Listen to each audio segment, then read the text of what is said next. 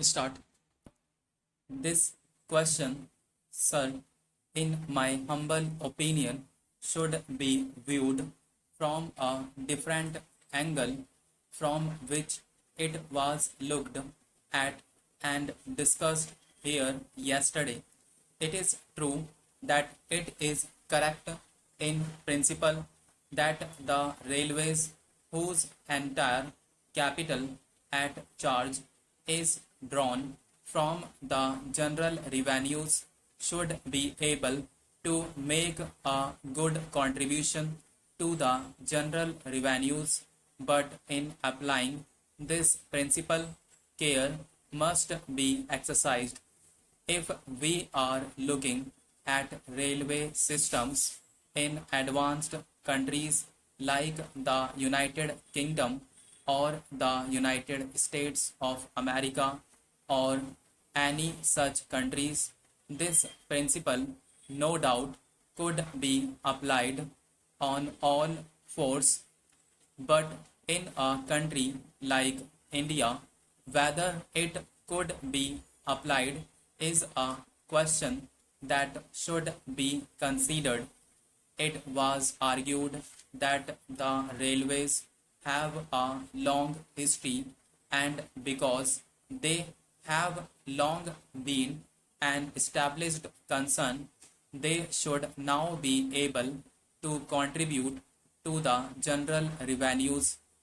Although it is true that the railways are a long established concern, still the circumstances under which the railways were run not being examined here. The railways, as we all know, before independence were run not on a welfare state basis, but they were run on the system of strategic lines. When the railway lines in India were formed, it was not the question of developing economic resources. It was not the question of linking up industrial centers.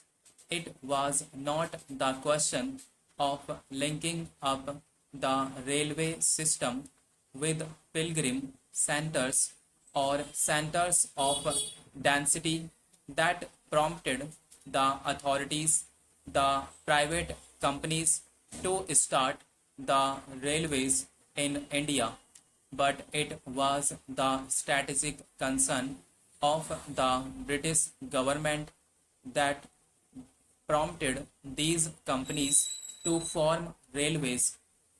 The question of arriving at a correct pattern of railway system from the point of view of developing and exploring the natural resources of the country, from the point of view of developing the backward areas of the country, is still there to be examined and to be attended to.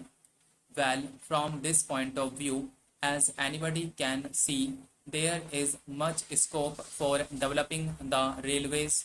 In fact, there is so much pressure on Honorable the Railway Minister for new lines that one will be at a loss as to where to find the resources from. They have undertaken in the second part of the 5-year plan to construct new lines of 1,500 kilometers in length in order to have a perfect railway pattern to be able to exploit and make use of the natural resources of the country to the fullest extent. Although we cannot dismantle the railway lines that we have now, still these lines have to be linked up to fulfill that requisite of exploiting the natural resources. So, my point in bringing out these arguments is to show that the railways have a full developing program on their hands, and they need funds, they can no longer draw from the general revenues or the country, as the railway finance is separated from the general finance. They have to obtain the resources that are required for development either by loan or otherwise.